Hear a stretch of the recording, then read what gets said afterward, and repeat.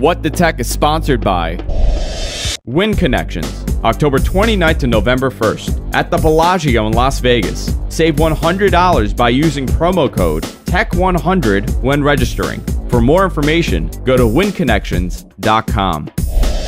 Audible.com, the internet's leading provider of audiobooks, with more than 100,000 downloadable titles across all types of literature. For a free audiobook of your choice, go to audiblepodcast.com/Andrew. And by Stitcher Radio. Listen on the go via the Stitcher mobile app. For more information, go to stitcher.com/GFQ. What the heck?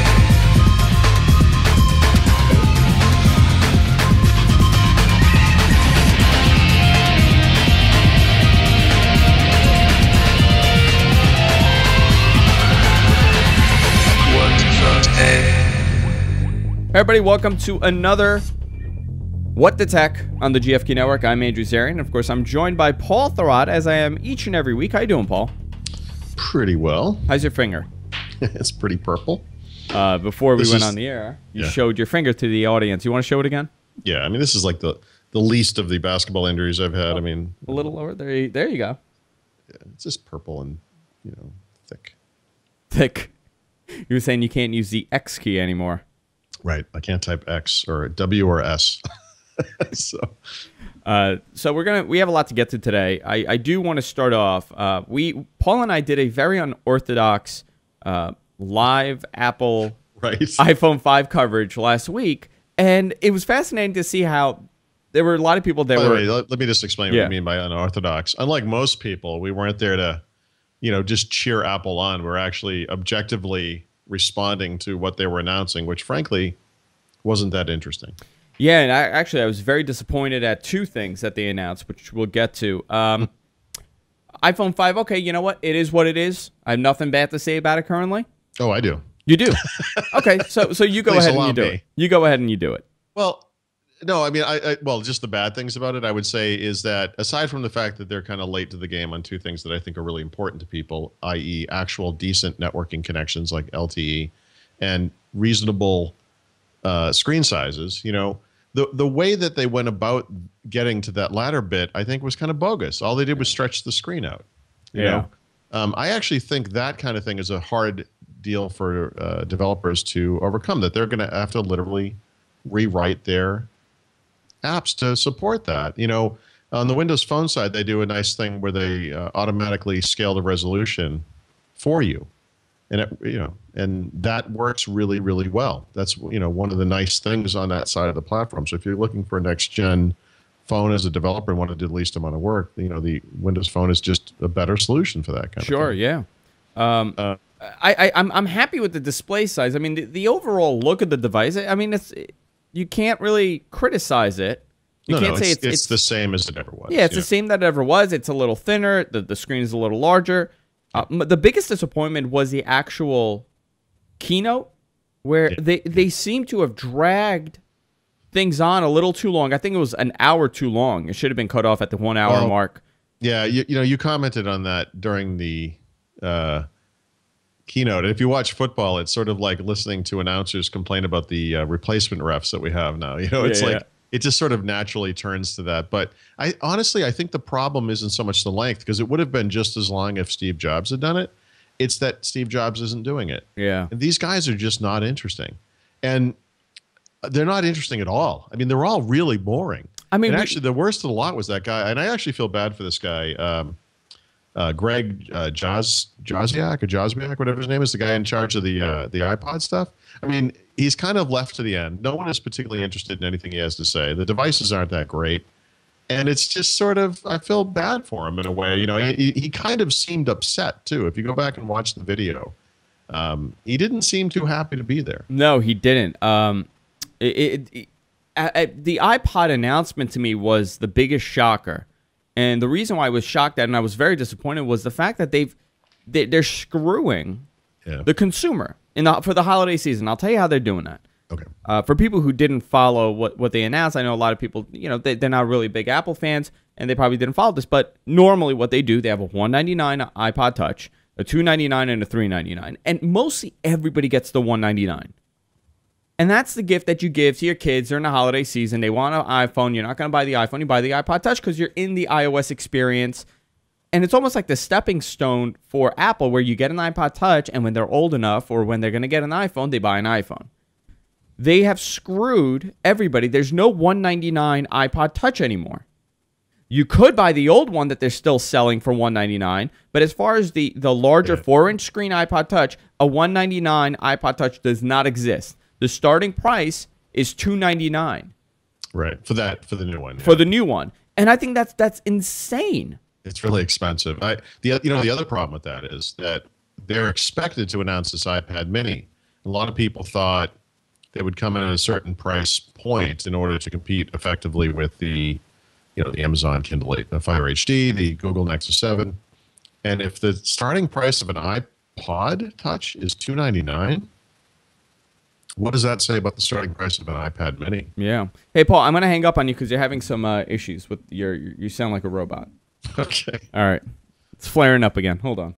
And I think this is something that kind of, and again, I want to be really specific about what I'm about to say because I feel like this is something that happens a lot with Apple fans, and I don't mean this in a derogatory way, but I feel like they look at what's been announced and they sort of try to justify it, Well, but here's the thing. Not only is this new thing that's a little bit difficult and expensive for people a good thing, but it's the best thing, And the most beautiful argument I've heard for this new dock connector is that it's two-sided. It will go in either way. In either way, yeah. And because you know how it is when you try to plug in like a USB mini connector, you put it in the wrong way, and then you spend the next 45 minutes struggling with it.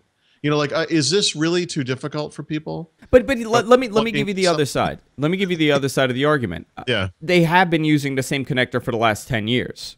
Yes, they have. So, I mean, they had to change it. I mean, they've had it for 10 years. It's a decade already. Why do they have to change it? Because it's big and ugly, and it's not Apple anymore. See, I'm not actually positive. If you were to look at the piece that goes in the iPhone 4S inside, I bet that piece would fit fine in this new phone.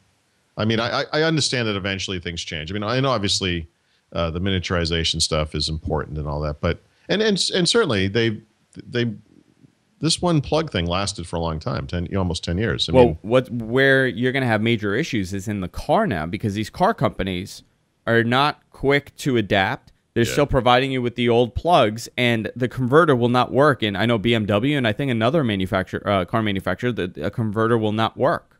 Sure. So you're back to square one. You got to plug it in via, And for whatever it's worth, there are actually different versions of the connector, even though they didn't change the port. So, I have an iPod kit in my Volkswagen that doesn't work with actually any iPod they sell today. Yeah, same thing in my Infinity, actually. Yeah, or iPhones. It doesn't work with those. So I have to have an iPod Classic in order to use this thing. But Paul, what do you think of the iPod Touch debacle that I feel it's gonna really bite them in the ass in the long run? No, I'm not as down on that as you are, because this is in keeping with the way they do things elsewhere. Where with the iPhone and the iPad especially, they have this really nice new version. But to let people come in under that starting price, which is very expensive, Apple products are expensive, and people try to, they struggle with this as if it's not true. But this is where you can see where it's very true. Yeah. They're just expensive. And so because they're expensive, they sell the preceding version, or in the case of the iPhone, the preceding 2 versions as well for much lower prices.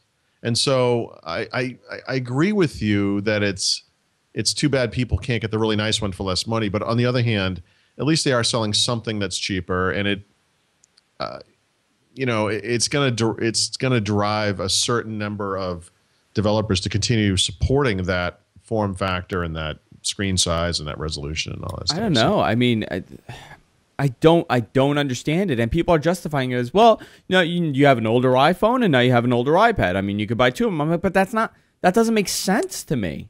Yeah. It doesn't make sense that you have something you haven't changed in 2 years, because remember, this is still the 4th gen iPod Touch. Last year, all they did was change the color. Oh, come on. But white is a big deal. I know. Well, it needs its own year. You need a year. No hardware changes, just the color white goes a long way for them. I mean, I like that they've added colors to the new one, You know where I think they're going to have a big problem, Paul? and maybe I'm thinking about the consumer way too much, but let's say your kid wants an iPod Touch. Yeah. Right? Yeah. Your kid says, okay, it's Christmas time. What do you want? I want an iPod Touch. They're not telling you, I want the 4-inch display iPod Touch. They're telling you iPod Touch. So what happens, a lot of people go and they buy the iPod Touch. They're not buying it from Apple.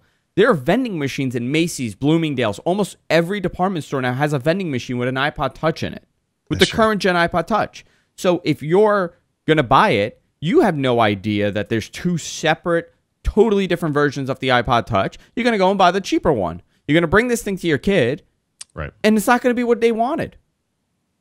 I mean, listen, that's a first world problem, obviously, but I think that confuses the consumer, and that's not good for customer service. And Apple prides themselves on their customer service. Sure. So I suspect if it was the day after Christmas and you went into an Apple store and said, hey, I gave Johnny the wrong version of the iPod, I'd like to upgrade it to a newer, more expensive version, they'd probably allow that, you know? Sure, yeah. The other issue here, though, is just that it's not like there's competition for this device anywhere. I know that Samsung sells a kind of a player device in various sizes and so forth, but they've got kind of low-end specs. They run older versions of Android typically, low screen resolutions. They're not great. And of course, the Android ecosystem doesn't really match up to why kids are buying iPod Touches in the first place, which is that awesome app selection, all the iTunes content, and all the services and stuff. And I just think that I hear you, but I don't really see that as being a huge deal. I don't know. I've ranted and raved about this, and nobody sees it. Yeah, you're not the only one. I guess maybe I'm the only one that sees it. No, I get it. I've complained in the past that with the iPhone first and then with the iPad, they continue to sell an old version for less, and it gives them the appearance of not being this kind of boutique, niche, high-end, product maker, which in fact, of course, they are. This is just that again. And so to me, it's like I'm just resigned to it now. It's like, okay, they're just doing the same thing with another product. Sure. Yeah. I mean, it's only a matter of time before they start selling the previous generation MacBook Air for $799, and that's how they get into that market. Well, the other point is they want market saturation. Think about all the iOS devices they have on the market now. They have the second gen. Yep. They have the iPad 2. They have the new iPad. They probably have the iPad Mini. They have the iPod Touch. They have the fourth gen iPod Touch, and then they have all the iPhones, which they're supporting the 4, the 4S, and the 5. Yep. When you're competing against Android, where every minute you're seeing something that says, "Oh, Android saturates the market. 62% of all smartphones are Android." Well, this is how they can do it. This is how they're going to fight that. This is how they're going to saturate the market, and the numbers are going to be less because people are going to go in and get a free iPhone. It's a numbers game at this point. It's not to provide the customer with a free option. They just want to saturate the market. Yeah, as much as it pains me to think that anyone now would be buying a completely compromised iPhone 4 that the antenna doesn't even work properly, it makes me sad. But on the other hand, Apple goes to market with whatever strategy they have. The Android makers do something completely different. If this is how they're going to compete with Android, I think that's fine. I think it's absolutely acceptable for them to do that. I mean, they kind of have to, right? Their back is against the wall in this situation. And it's weird to say that about Apple. They cannot put out another iPhone 6 months from now. Yeah, they can't. It's once a year. There's no way. There's no way to change that. So given that, and given the fact that there are going to be 4 to 6 new hero phones on the Android side between now and the iPhone 6, you have to have some strategy to compete with that. The Hero 6 will be the new phone for Android. Sure. Speaking of which, by the way. Yes. I'm actually going to be in New York briefly tomorrow. Are you? I'm going to an HTC event. Oh, very nice. Because they're supposed to reveal a Windows Phone of some kind. Oh, very cool. What time? I want to say that starts at 11 o'clock, maybe. I should be in the city tomorrow. Oh. What time are you headed back? Sometime mid-afternoon. I'm going to meet Mary Jo for lunch, but actually, if you're interested, you could definitely come by. You should. Yeah. No, I definitely will, because I'm in the city anyway tomorrow. I have a meeting there.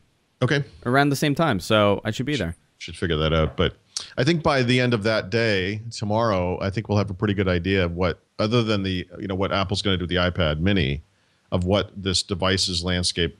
Actually, that's not even true. I'm sorry. There's all these RT stuff still to come. So Never mind.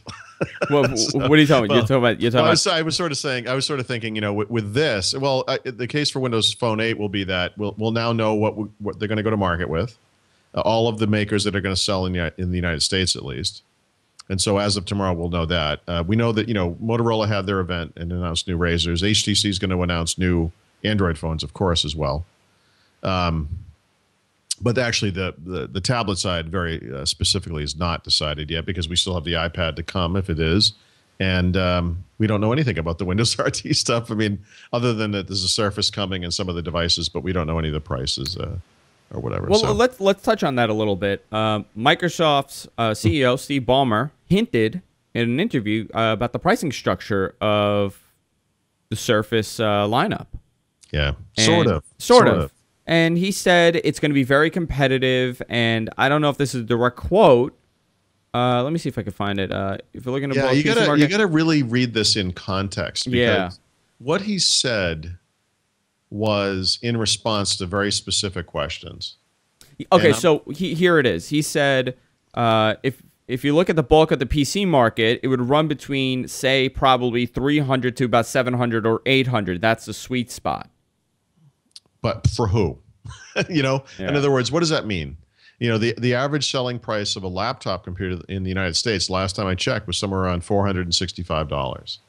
I don't see $300 computers. I'm very curious that he said $300.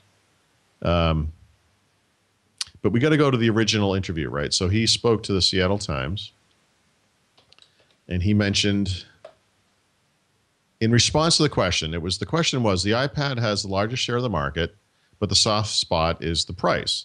With the Surface, are you planning to compete with the iPad on price or on features?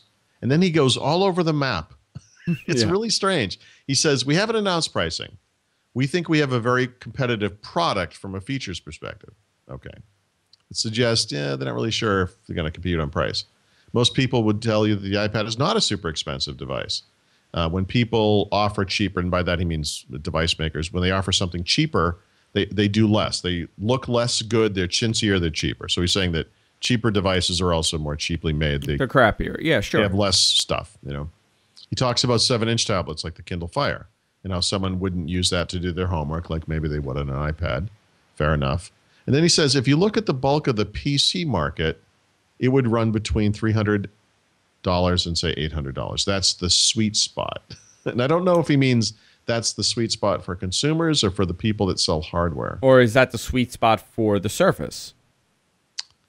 Well, he says if you look at the bulk of the PC market, I think what he's saying is that most of the PCs that are sold are between $300 and $800. That's probably true, although I think it's on the higher end of that. I think it might be a little high. I mean, I guess maybe he's looking at like netbooks.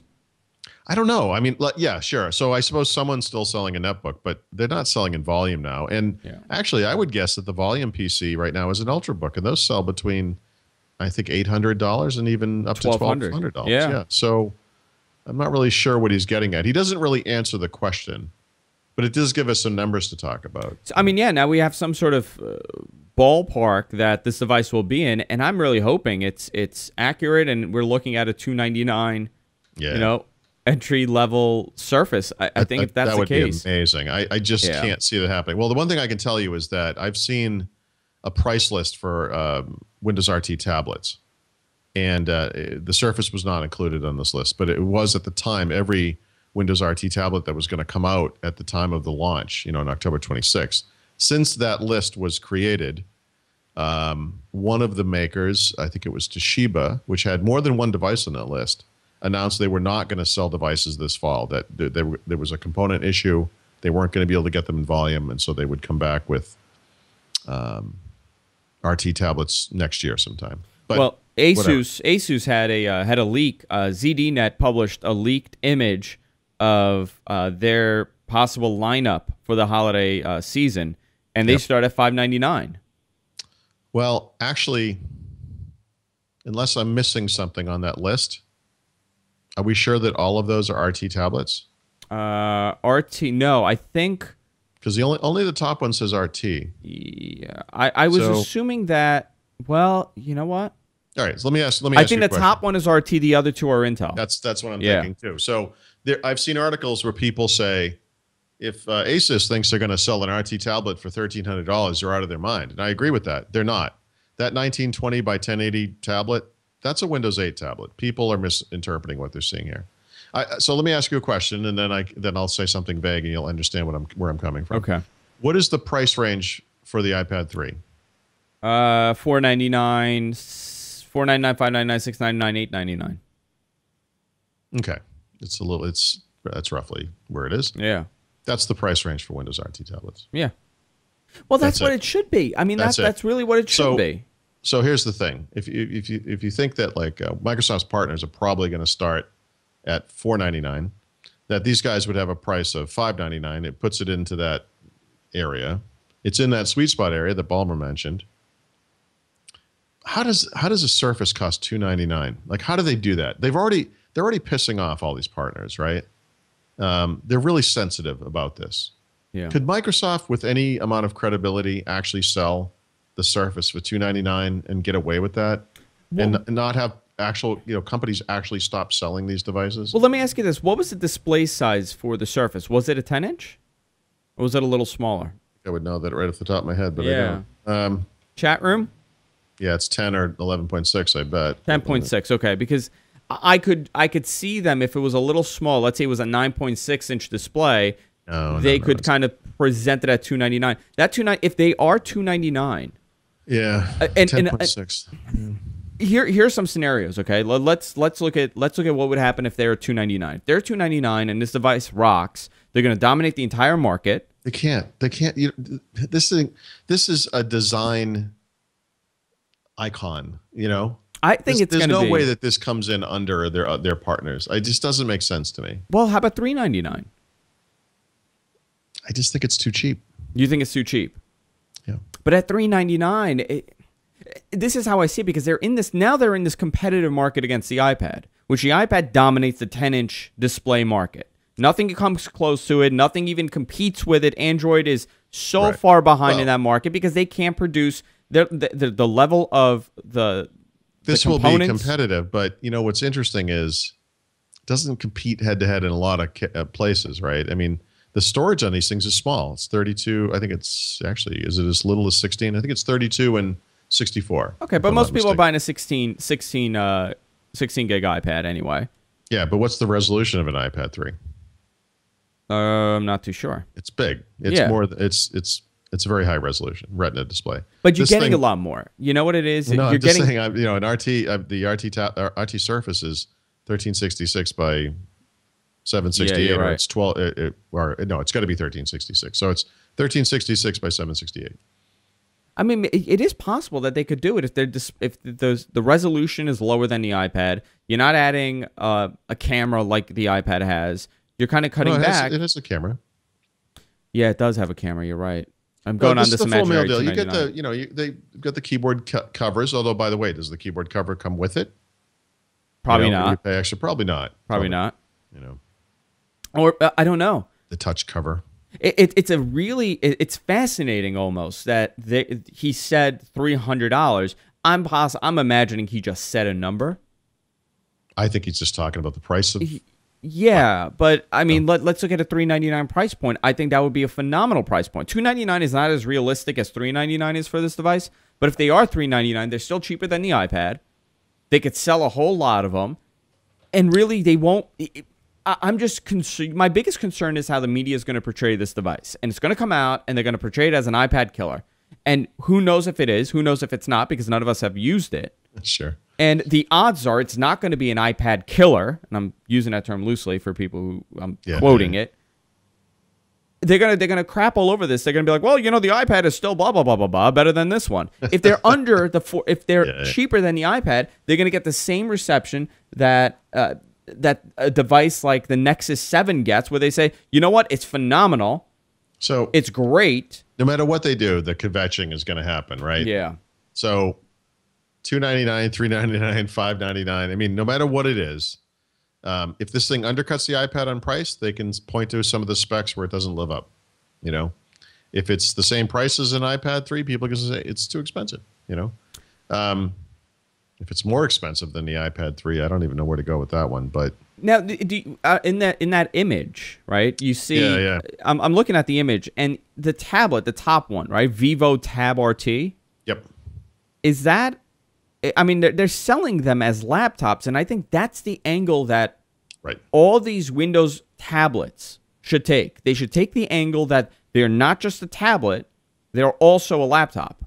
It's a hybrid device. The thing that blows me away is that it would be so easy for Apple to counter this. It would be so easy. All they have to do is build a couple of small software bits into the iOS 6 or whatever to make it more elegant to do multitasking from a keyboard. And then that's about it. I mean, they're kind of done. People are already, make a keyboard an integrated part of the system, so that if you have it, it does more automatically. I think the keyboard, the way it works now is it's like it sort of emulates a couple of things. Some of the things work, some of the things don't. Just kind of formalize it a little bit more. It's really not that hard.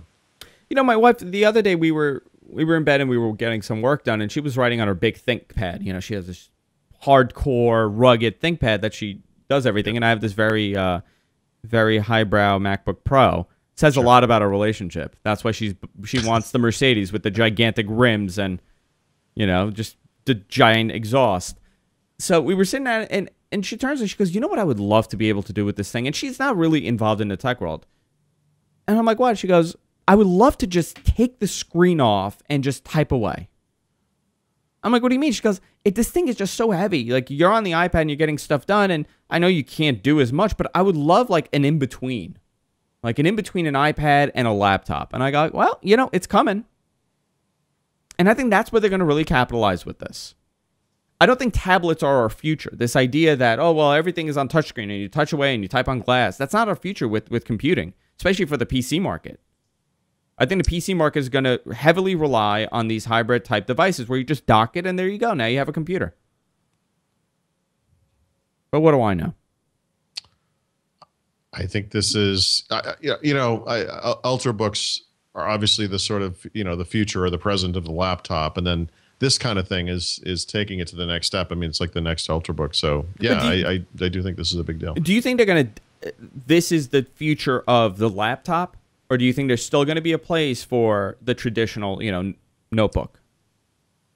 Well, yeah, I mean, I think this is going to be the volume player in that market. I mean, I have a 15-inch Ultrabook right now. I don't anticipate there being, there probably will be, but I think a 15-inch tablet with a clip-on base is, we're getting into some kind of a weird territory there. I don't think I'd want to use a 15-inch tablet. Sure. So for people like me, for whatever reason, I need a bigger screen. I type a lot. It may make more sense for me to actually have a real laptop, but I'm in the minority for this kind of stuff. Yeah, you and I both. Yeah. So, right. I mean, our jobs are a little bit different than what most people need from a computer. So I can't use my own experience and say this is the way it should be because this is what I want. I mean, I look at the way my kids and my wife use computing devices, and like you get out in the world and you run a train or a plane or in some public space and you see how people use technology, and sometimes it's a little depressing and sometimes it's eye-opening. But you need to have an understanding of what people are really doing with this stuff. So yeah, I think that a tablet with a keyboard is one of those best of both worlds scenarios for most people. Yeah, you're absolutely right. I do want to continue this discussion, but we have a new sponsor to the show, Paul. Mm-hmm. And it's something you're familiar with. Oh, is it? Win Connections. Yes. October 29th to November 1st at the Bellagio in Las Vegas. Paul, you're going to be speaking. Mary Jo's going to be speaking. You're going to be on a panel at the conference. What are you going to be talking about at the conference? So for the past couple of years, we've done this at Tech Ed. We've done this at Connections, both in the spring and the fall. And you talk to guys who are IT pros or developers, and you talk to them about Windows 8. And it's always a weird discussion because people are really afraid of this kind of stuff. And so the panel is going to be basically ask us the questions about Windows 8 and Office and these other coming products that, Microsoft doesn't really want to answer, Yeah. And sure. We hopefully have a good time with it. Usually these things are pretty fun and very interesting. And this panel is a little different. I don't know if there's going to be other people on there except for us. I mean, normally there's a bigger crowd up there, but I wouldn't mind if it was just Mary Jo and I in a way, just because we're outsiders. And I think sometimes people like to see that. And I'll tell you, if there's any year to go, or if there's any time to go, this is it, because a lot of IT pros and developers have a lot of questions, and they're gonna get them answered at this conference. I think it's a very important time to be asking questions. Yeah, it's an inflection point, absolutely. Yeah. And people who know, by the way, people who know about connections know that the guy who does the keynote at Windows Connections, Mark Manassi, knows more about Windows Server than maybe anybody on earth, especially outside of Microsoft, and is a great speaker. And these events are fantastic and really well run, and good crowds and all that kind of stuff. And yeah, I mean, I think there's a crowd of people that just knows about connections and they know, and then there's a crowd of people that maybe haven't heard of it, and I think they'd be surprised just by the quality of the event. So it's always a good time. Absolutely. And you gain insight on Microsoft technology roadmaps. You learn how to automate tasks with PowerShell, a lot of IT stuff, a lot of developer stuff. And this is phenomenal. If you use promo code TECH100 when you register, you can save $100. And that's great. You can save $100 by using TECH100 when registering. This is really cool. And I'm curious to see what people's perception is going into this, and then when they come out, how their perception is going to change towards the kind of shift to Windows 8 in the IT and the enterprise world. Right. I think a lot of that is going to come into play. Win Connections website is on our website. Their website is on our website. A link right at the bottom of our window. You could just click on that and go and actually check it out. I think it's going to be really cool, and you can hang out with Paul. Paul's going to be there. Mary Jo's going to be there. Two people that I know very well, actually. I just sit there and I just watch them all day. Two people you might be seeing tomorrow. Two people I might be seeing tomorrow. I hope I could drink with you guys, because I know I have this thing where every time I see Mary Jo, I'm loaded. Right. So I hope to continue that tradition. Mary Jo doesn't know this, but every time I see Mary Jo, I am also loaded. You're very discreet, actually. I'm just slurring and what's going on? I did want to bring up an interesting point that a viewer they sent an email in, and they were talking about the future of Windows. And this is something we constantly talk about. But this isn't necessarily a Windows show. We try to cover everything, but this is what's hot right now. This is what everybody's talking about. And they were talking about how this plug and play aspect, this universal UI aspect, will elevate Microsoft. The thing that's being, people are criticizing. I'm saying, well, you don't want a tablet operating system on a Windows machine. And he brought up this interesting point where he said, in the next 5 to 10 years, you're going to be able to grab any Microsoft device, plug it in, dock it anywhere, and now that device has become your computer. So it could be a phone, it could be a tablet. And he gave the scenario where he imagines he comes home, he has his Windows device, a tablet, whatever it is. He plugs it in, docks it by his TV, and with Kinect, he's able to navigate and do everything he wanted to do on his TV. And that's kind of the vision that Microsoft had years ago, where everything is, intertwined. And do you remember, I forgot which one of the videos it was, where the guy takes his computer and he plugs it into the TV and he's just swiping away Minority Report style, and just doing all this stuff. And that's really where they're headed. Right. And actually, I would say with this generation of products, for the first time, they're making concrete steps toward that. They used to show these videos and be like, you're not doing anything that even remotely resembles this. What are you talking about? I mean, I remember having conversations with the folks who do the MDOP stuff. They're actually part of the Windows Client team, but MDOP is a set of tools that they provide to volume licensing customers. And there's all kinds of stuff in there, but they do various forms of virtualization. They do various forms of, device and computer management and so forth. And this year, finally, they've got a tool coming out called User Experience Virtualization. And it's kind of a weird name, but what it really means is just the ability to sync your settings and, all that stuff from PC to PC, so that it's getting to that vision where you log on and your stuff is just there. Yeah. It's the type of stuff you see in unmanaged form on Windows 8. And that is a step toward what you're describing. That's a concrete, like, we're actually moving toward that direction kind of step. And it's nice to see that happen. No, and it's amazing to see it. I mean, if the roadmap that they presented a couple of years ago, it's actually some of the things that you thought would not happen is happening. Yep. I mean, and it's amazing. You know what I found amazing? You remember that video last year that they came up with, like, the future? And they have these, like, really, like, it's like glass, and they're swiping away on this glass, and you remember that? It was like his future of computing, whatever it was called. You know, some of the things that are in that video are happening now with the augmented reality feature to Windows Phone 8. Windows Phone 8. Yeah. What am I saying? Windows Phone 8. Yeah. Why did I think that was wrong? It's just too many words. But the augmented reality stuff that, you know, we were kind of laughing like, it's kind of gimmicky, was in that commercial. Yeah. I don't know. I found it cool. No, it's all coming together. I mean, there are going to be rough spots and holes and so forth. But, you know, when I was out in New Zealand, we did a demo on stage of something you could do today. It's not completely seamless across like phone, Xbox, Windows, but it's like right almost there where you could actually, you know, buy a movie from today would be Zune, download it, put it on your phone, watch it. You know, you can come home and from the Xbox or from a Windows 8 slate or a PC, continue watching that movie.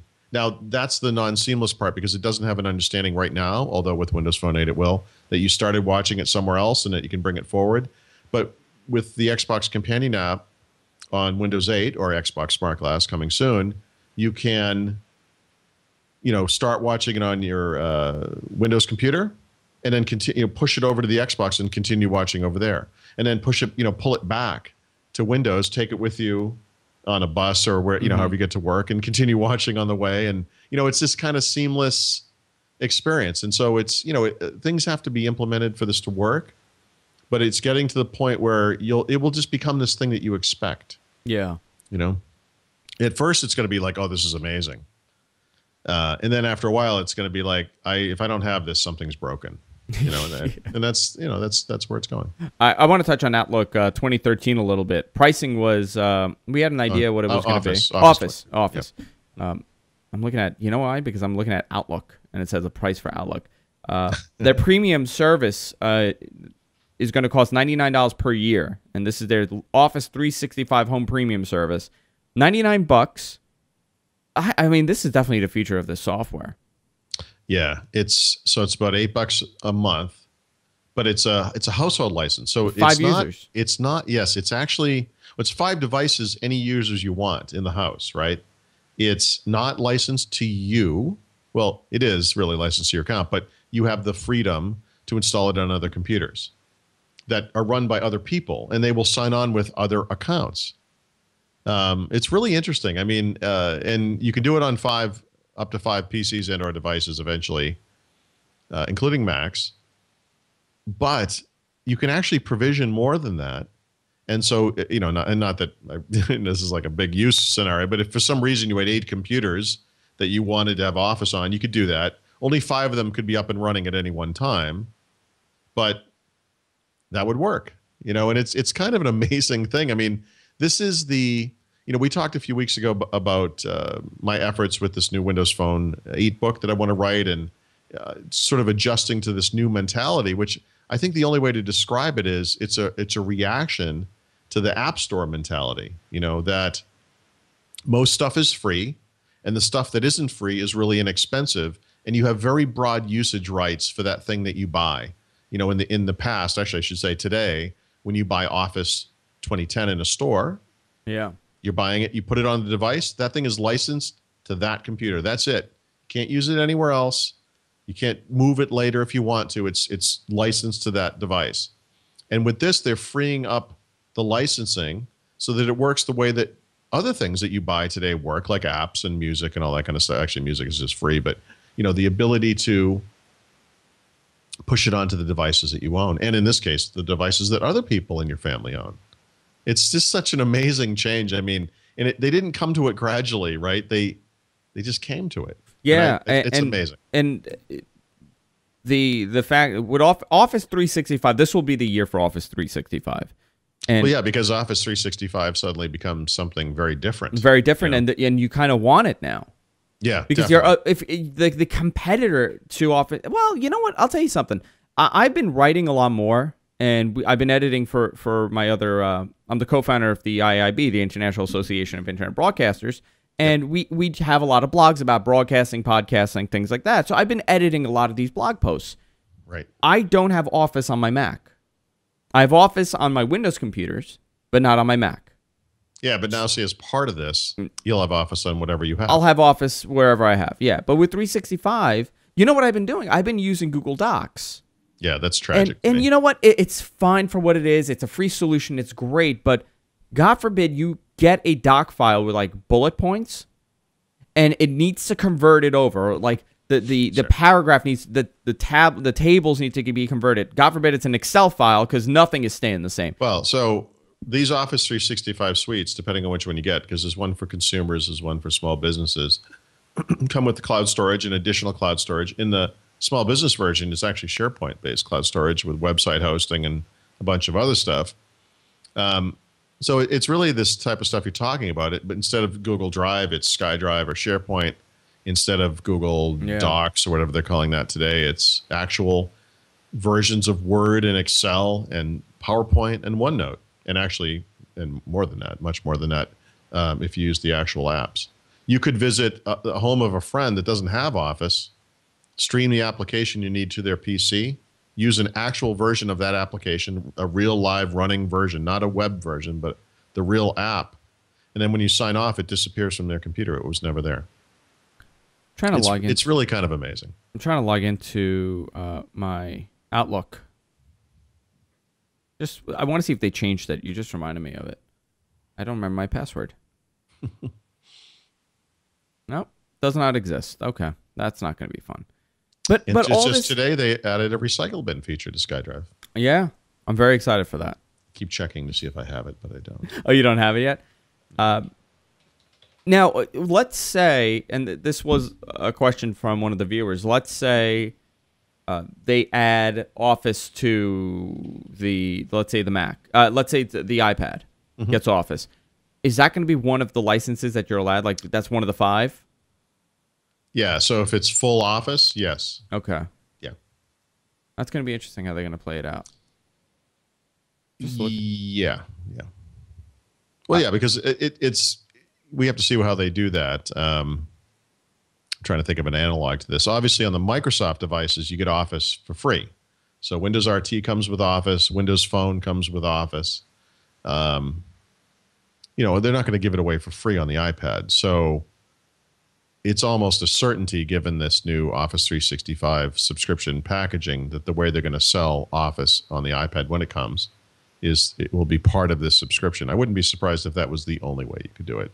Although, well, that's not really the way they do things in iOS. So maybe it'll be a standalone thing you could buy, or you could do this. I actually don't know how they're going to do it. But now that I've seen this, it sort of makes sense that they might make it part of this. Yeah. There was also another big story that came out today.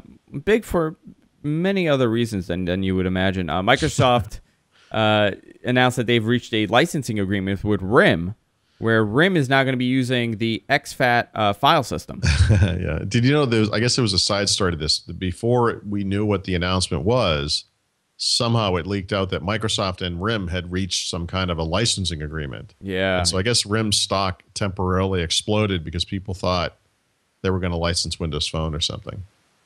And then, of course, what came out was the actual announcement. It's like, oh, okay. It's not that interesting. You know what it is? I find this amazing because this shows that RIM is nowhere near ready to launch their device. Well, I don't know. I'm not sure if I would. I don't know about that. I don't know. This is the beginning of the end. The beginning of the end has been going on for a while. This is like the middle of the end for RIM. Yeah. It is fascinating that they did the partnership with Microsoft, because they were really going behind Android for a while. You were able to do Android apps on that thing, and now they're using Microsoft's file management system, file system. I could see eventually RIM just dissolving and Microsoft just taking over. They could use their servers. I think it's humorous that they're using the exFAT file system on RIM, because on Windows Phone they're using NTFS, which is like a real a real file system. It's like exFAT was exFAT was designed for 2 reasons. I mean, one, to overcome some of the file size limitations in the FAT file system, which dates back decades and decades. VFAT and FAT32. Yep. But the other one was really to give Microsoft a version of the FAT file system that they could license legally to other companies. It's actually a proprietary kind of derivative of FAT, not an actual, it's not like the next version of FAT32. It's kind of this side project. So they license this one out to other people, but they're not using it on Windows Phone, which I think is telling. Yeah. exFAT is not the file system on Windows Phone. Windows Phone is going to use NTFS. So interesting. Yeah, that is. I don't know if RIM falls apart and they get bought out. I mean, Microsoft is most likely in my head. I would imagine they would be the most likely one to benefit from it because of all the enterprise support that they want and RIM has had over the last couple of years. And that could be they could become a major contender like that. RIM is just sad. It's just so sad seeing what happened. I guess, I mean, I feel bad about it in a way. But not like I feel bad about HP and Palm. I feel like RIM's problems were self-inflicted, and it makes it a little harder for me to feel bad for them.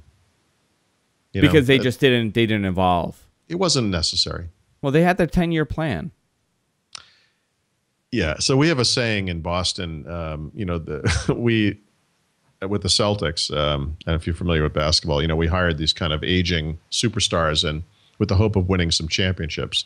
And we won one championship, and then we went to the finals 2 years later and lost to the Lakers. And so the saying that we had last season was, we're in year 5 of a 3-year plan.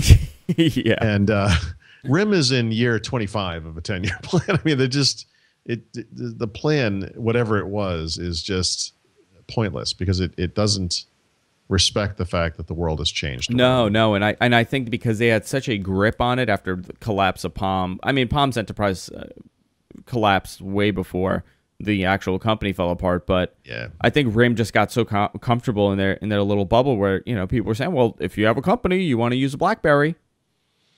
And that's kind of by the way, that worked for a long time. In some circles, it kind of still does work, but even the RIM diehard companies have come around to the fact that actually we don't really need this thing. You still see it, but they're clearly they're circling the drain there. We still have a lot to get to, Paul. We have our Audible pick of the week. We have our what if scenario for the week. We got to get rolling. I do have to get.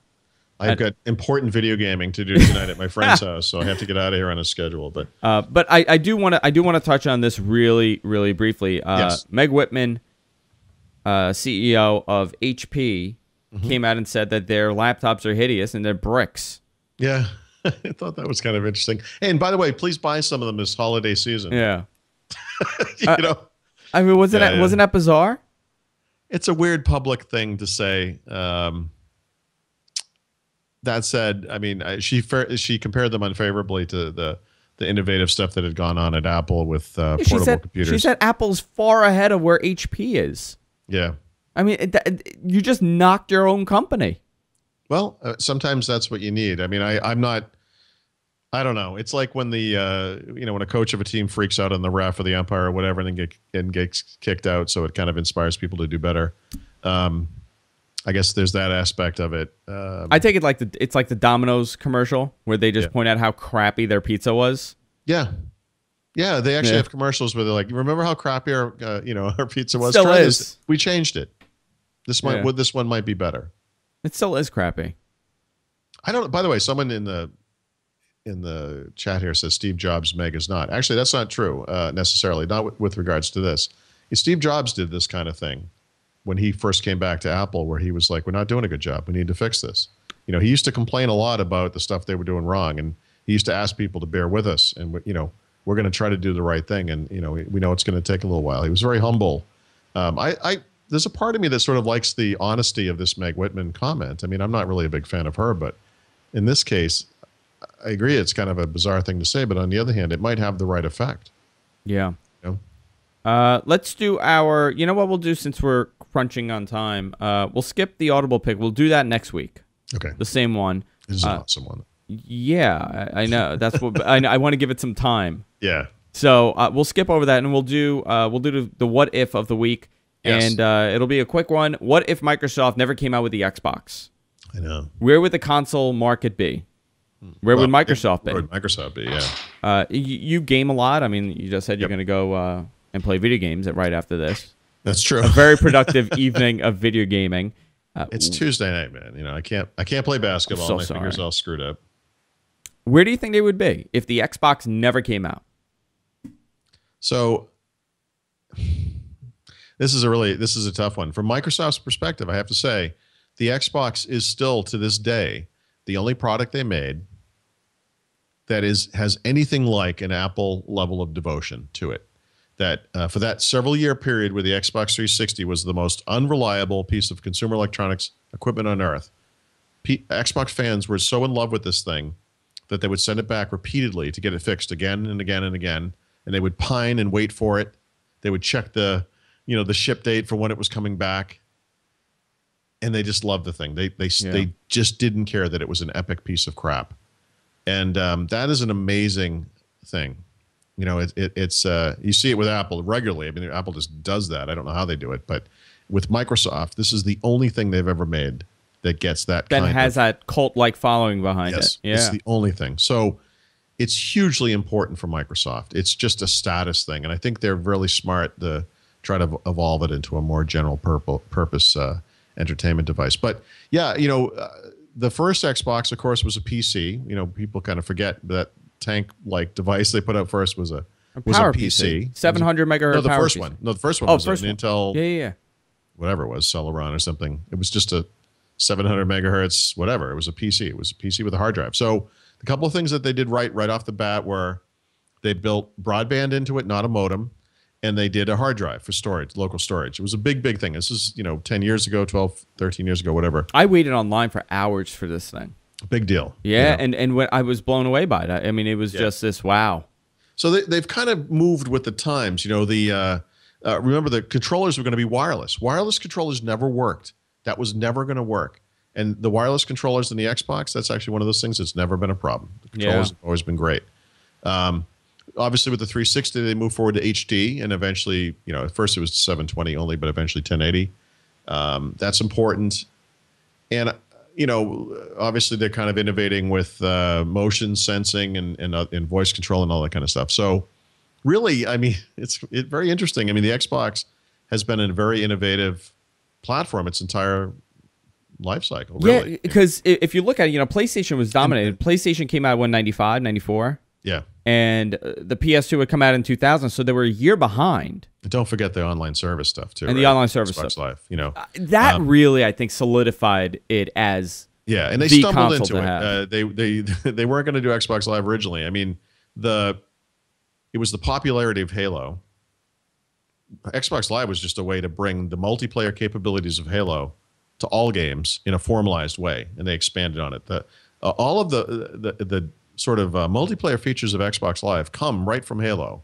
The matchmaking stuff, the leaderboards, all of these features that are just kind of available now to every Xbox Live game, all happened because of Halo. And of course, Halo was not a Microsoft product; it was a Bungie product. But they bought Bungie, and they kind of stumbled into it in the same way that Apple stumbled into this app market thing, because they were never going to do an app store originally. Yeah. They wanted a closed device. That was the way they did. Well, also the Apple stumbled into a business practice that actually worked with their iPods. Yes, thank you. I don't think Apple imagined that they would become an electronic company and not a computer company.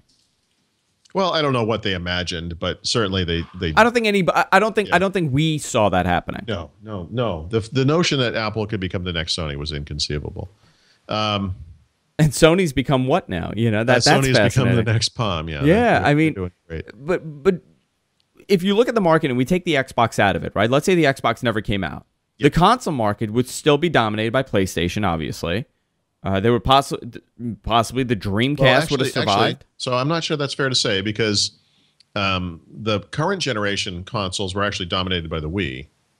I think when this is all said and done, what we're going to discover is that the Wii still outsold the 360 by a huge margin, and they did things in a very different, very Nintendo way, right? They did their own form of motion control. I'm not sure what you call that, but when you have a little device, you move it around and whatever. But I think what we would have seen is kind of a back and forth between Nintendo.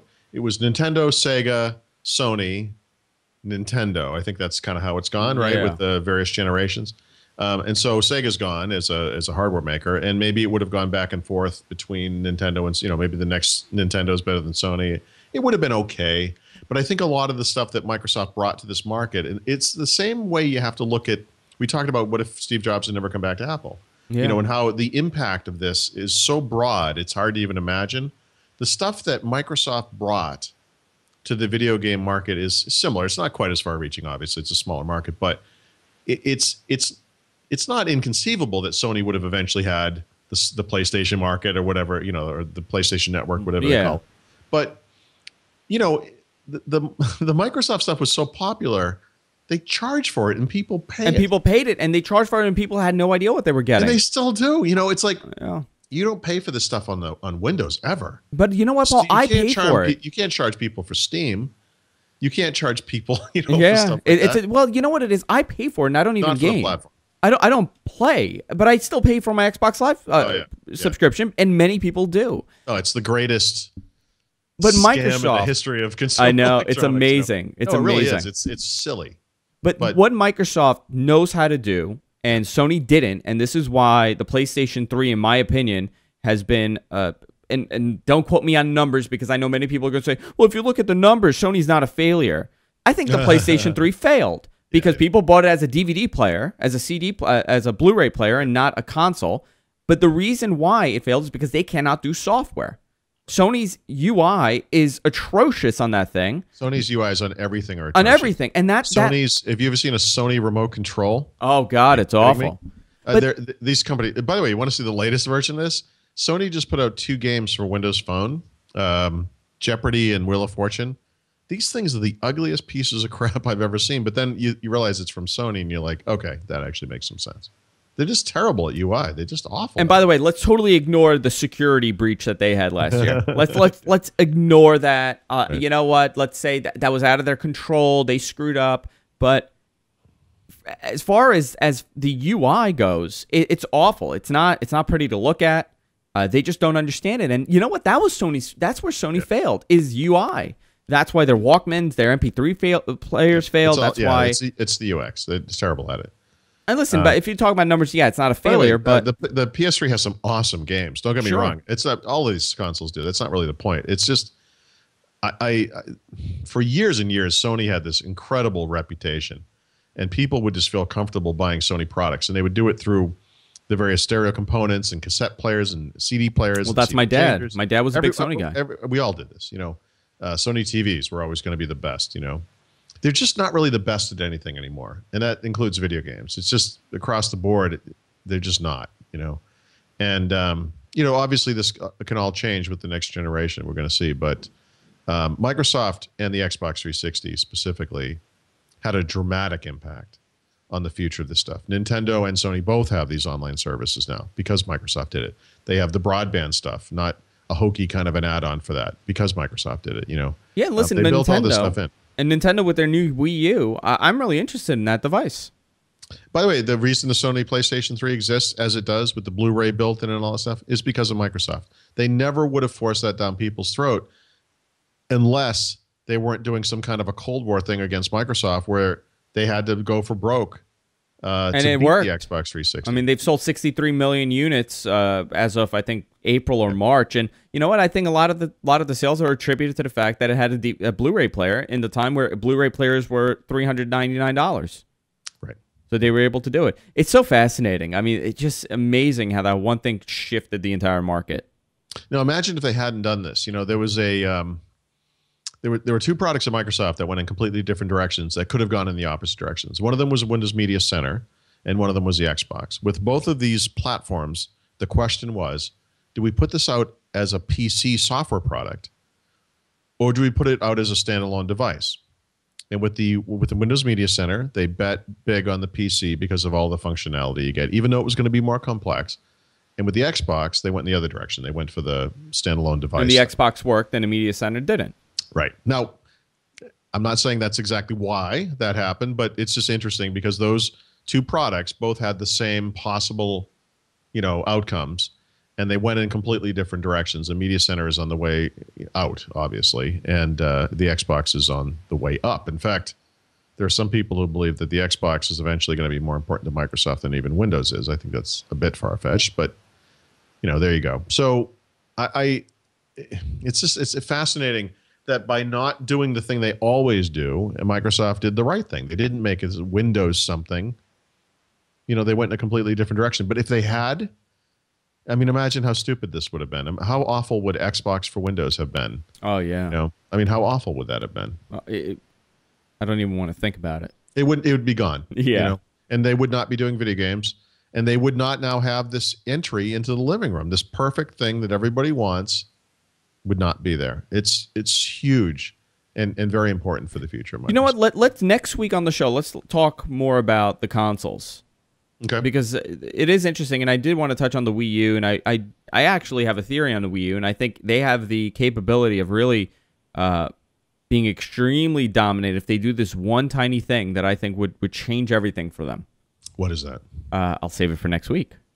Okay. I'm going to do that. Don't let me forget to tell you the one thing that I think Nintendo did right that is better than what Microsoft is doing with the Kinect. Okay, so we're going to save that for next week. Paul, thank you for joining us. By us, I mean the chat room, because it's Yes. your show as well. By What us, am I mean me and my other personalities. Oh, you're welcome, all of you. For everything Paul Thurrott, go to winsupersite.com.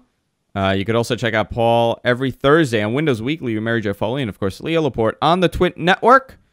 And if you miss any portion of the show, guys, you can go to our website, gfqnetwork.com, and check it out there. We have it posted within a couple hours, or by tomorrow morning it'll be there. Also, remember, subscribe to us. It's a big help. You guys get updates. And Paul's on Twitter, @Thurrott. I'm Andrew Zarian on Twitter. And we'll see you all next week on What the Tech. Good night, everybody.